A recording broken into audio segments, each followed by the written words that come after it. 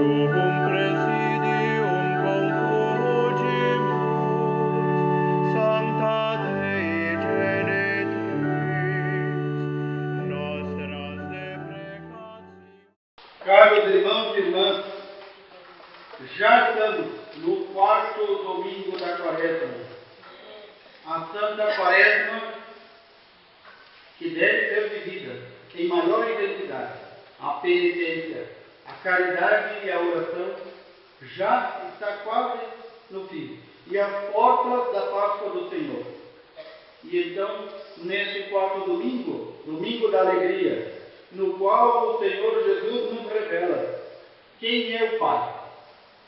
Um Pai que muita gente diz conhecer, mas não o conhece. Jesus conta essa parábola, essa, podemos dizer, comparação entre os dois filhos e um pai misericordioso, justamente para dar resposta aos fariseus e aos mestres da lei que criticavam Jesus por andar com aquelas pessoas que em seu tempo eram consideradas as mais desprezíveis: os publicanos, os cobradores de impostos e os pecadores em geral. Ainda temos muitos fariseus e mestres da lei que criticam Jesus por isso, ainda hoje. Recordo-me, há poucos dias atrás, há poucos meses atrás, o Santo Padre, o Papa Francisco, que encontrou com algumas pessoas que não têm lá a sua vida muito reta, muito correta. Isso deve se dizer, de fato, como os pecadores do Evangelho. E, no entanto, os acolheu. Muitos dos fariseus e mestres da lei existentes ainda entre nós disseram: que papo é esse que se reúne com essa gente? E não precisamos ir longe. Quantas vezes o pecador se arrepende e volta? E há alguém como o fariseu e o mestre da lei que não saía da igreja para criticá-lo. Para criticar porque o padre o acolheu. Mas ele não sabe o que se passa no coração daquele pecador. Ele não sabe se aquele pecador já se desvencilhou do pecado ou ainda está em vias de se converter. Mas ele julga. E é contra esse julgamento que se insurge nosso Senhor. Esse julgamento não compete a nós. Podemos julgar o ato, se é pecaminoso ou não, mas não podemos julgar a disposição da pessoa. Isso compete a Deus. E por isso Jesus vai dizer: este filho mais novo que pediu a sua parte dos bens, fez tudo aquilo que era errado. Não se nega no Evangelho. Ele fez tudo o que era errado. E quando caiu o mais baixo possível, a ponto de ter que ir cuidar de porcos, e nós sabemos, para os judeus, por causa da lei de Moisés, o porco é um animal imundo, não pode nem chegar perto dos porcos. E esse jovem caiu de tal modo, por seu pecado, que teve que cuidar de porcos. E ainda, se imaginássemos que não cairia mais, caiu mais ainda.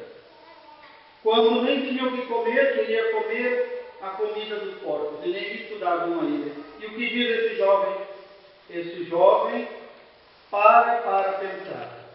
Para fazer o seu exame de consciência e dizer: realmente, eu estou necessitado por minha própria culpa. Eu fui soberbo, eu fui arrogante, eu achei que a vida era só gozar a vida e não ter nenhuma responsabilidade. Pois, portanto, eu pequei contra Deus e contra meu Pai. Eu vou voltar. Vou propor ao meu Pai que me assuma, então, quem sabe, como um desses seus funcionários. Não qualquer funcionário. Aqueles mais desprezíveis, aqueles que ele contrata por um dia, talvez. Vou pedir isso ao meu Pai. E aqui há a grande reviravolta. Muitos de nós, se fôssemos esse pai, não acolheríamos esse filho. E quantas vezes ouvimos isso? Um pai que põe um filho para fora de casa, ou uma filha porque errou. E já nos precipitamos a julgá-lo. E a misericórdia onde fica? Queremos alcançar a misericórdia de Deus e não somos misericordiosos com os outros. Jesus justamente nos quer dizer isso. Nós não conhecemos o Pai. O Pai não é assim. Nosso Pai no céu não é como nós. O que faz este pai, diz Jesus no Evangelho, ele vai ao encontro do filho. Ele avista o filho de longe. Isso significa que o pai já estava esperando a volta do filho. O pai conhece o filho que tem. E o pai se colocava, talvez, num cerro, numa montanha, numa coxilha, olhando e esperando o filho. Quando o filho faz menção de vir, o pai já vai ao seu alcance. O pai o abraça, o pai o beija, o pai não o julga, não o recrimina, não joga em seu rosto todo o pecado e todo o mal que fez. Este pai reveste o seu filho de uma roupa nova, para dizer, agora tens uma nova vida. Coloque em seu dedo um anel, para dizer, este é meu filho. Coloque em seus pés sandálias, para não mais pisar na imundície, como qualquer um. Este filho somos nós. Este filho somos nós. Diariamente recebemos de Deus Pai inúmeras graças e bênçãos e nos comportamos como o filho pródigo. Queremos a nossa parte para gastar. Queremos a nossa parte para curtir a vida. E quando chega o momento de voltar? Quantos de nós que têm a coragem de voltar? É essa coragem que é necessária. Muitas vezes há um pecador que não se converte, que não muda. Nós, como sacerdotes, temos que dizer: não tiveste vergonha na cara para pecar, agora não tenha vergonha na cara para pedir perdão. Porque o Pai vai te acolher, o Pai vai te perdoar.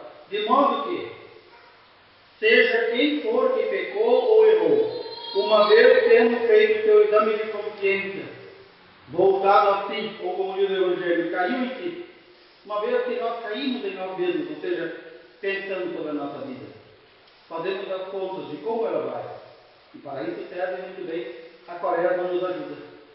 Então nós temos que pensar: tenho vivido como um filho digno de meu pai, ou tenho vivido como esse filho pródigo?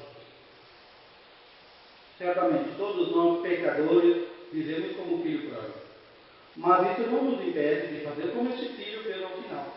Pedir a graça de Deus para mudarmos de vida, sabendo que esse Pai vai nos acolher e vai nos perdoar, seja qual for o pecado que tivermos cometido.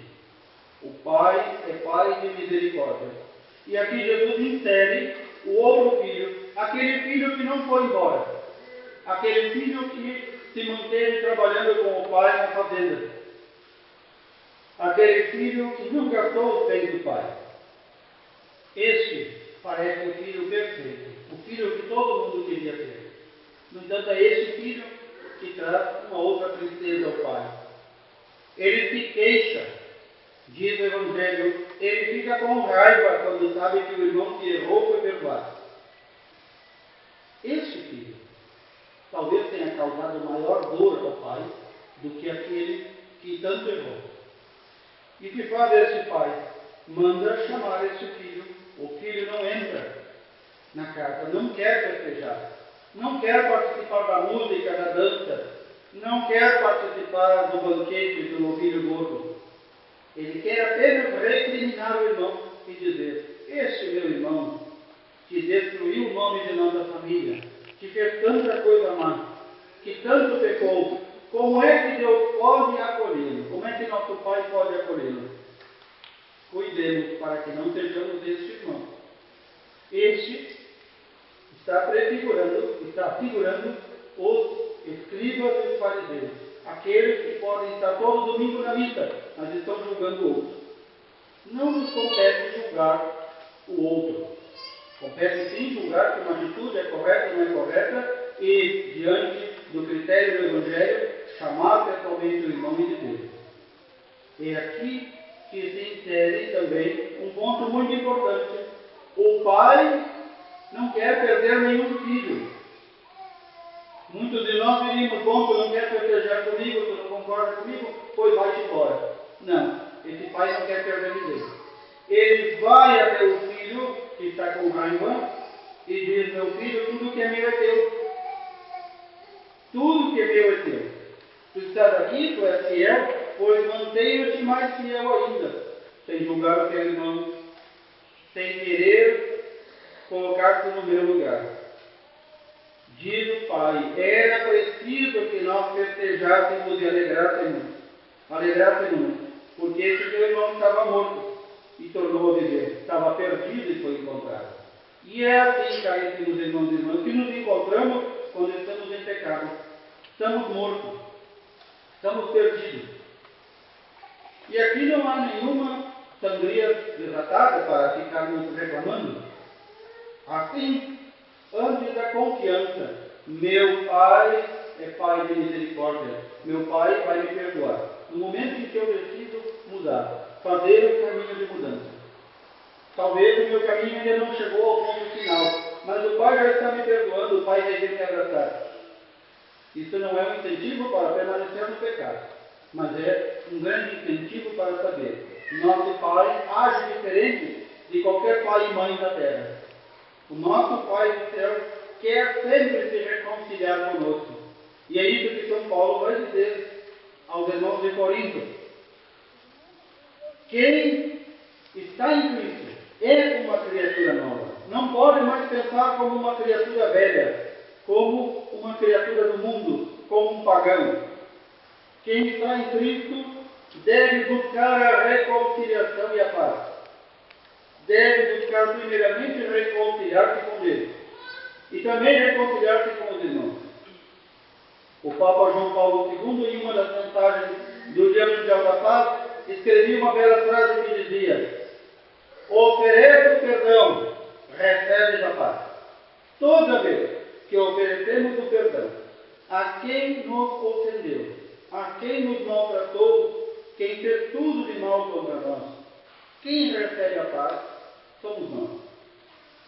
Se ele não quer receber o perdão, se ele não se reconhece errado e pecador, é uma questão dele. Mas quem sabe também a misericórdia de Deus consegue amolecer os corações mais duros. Diz São Paulo, nós temos que ser embaixadores de Cristo como somos. Nós temos que, onde estivermos, reconciliar todos entre si. Jamais dividir. Essa é uma tarefa principal de todos os sacerdotes, dos padres, dos bispos, do Papa. Reconciliar os irmãos entre si, reconciliar os homens com Deus. Essa é a nossa tarefa. Mas também é tarefa de cada cristão. Ser embaixador de Cristo significa eu represento, embora de modo indigno, a Cristo. Cada um de nós. E o embaixador fala em nome de quem o enviou, não em nome próprio. Portanto, ninguém vai reconciliar ninguém em seu nome. Vai reconciliar em nome do Senhor Jesus. Por isso diz São Paulo, aqui nós nos colocamos como reconciliadores. Fazer essa reconciliação que devemos buscar cada dia. De modo especial no sacramento da confissão. Quantas alegrias Deus dá a nós sacerdotes de poder reconciliar aqueles que pecaram e querem voltar. Cada vez que alguém entra no confessionário, na sala de confissão, entra como filho pródigo. Entra como filho pródigo. E sai como um novo filho, com veste nova, anel, sandálias nos pés. Especialmente para aqueles que já perderam o sentido do pecado. É essa palavra. Não nos esqueçamos que Deus quer se reconciliar conosco, mas nós temos que buscar a reconciliação. Nós temos que fazer este passo. Disse já no livro do profeta Josué, que nós lemos, disse na palavra de Deus. A partir daquele momento que entraram na Terra Santa, os israelitas não comeram mais as coisas que tinham no deserto, mas comeram os frutos da terra. Os frutos da terra. Nós vamos receber os frutos da nossa terra, da nossa pátria definitiva, quando entrarmos no céu.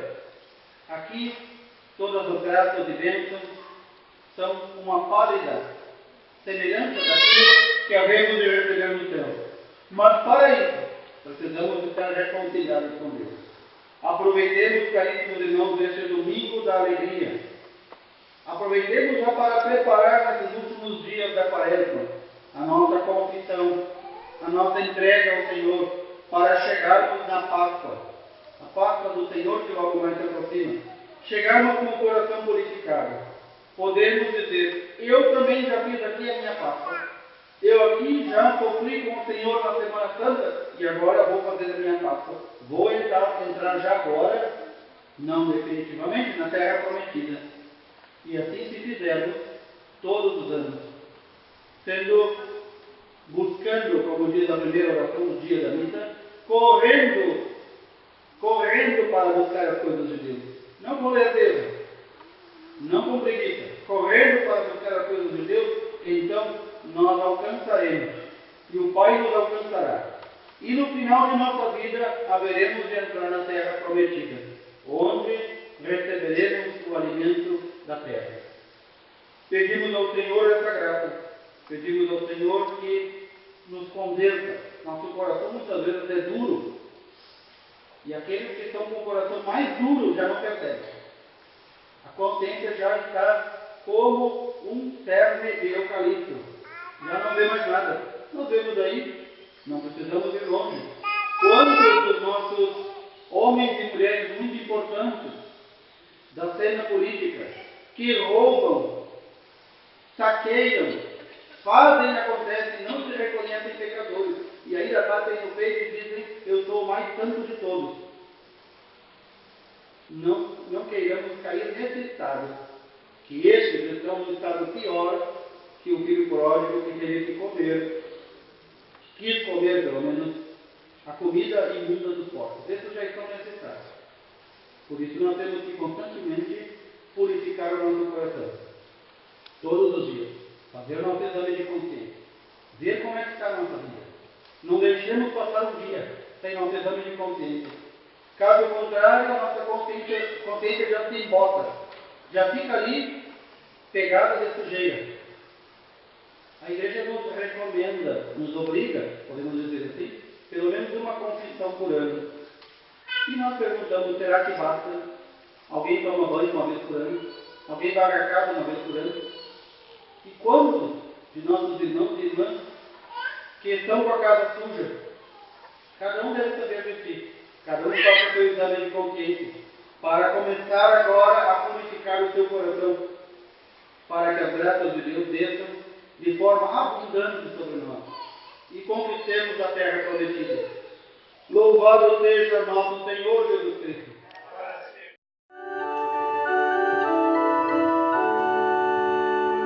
Sub jubum presidium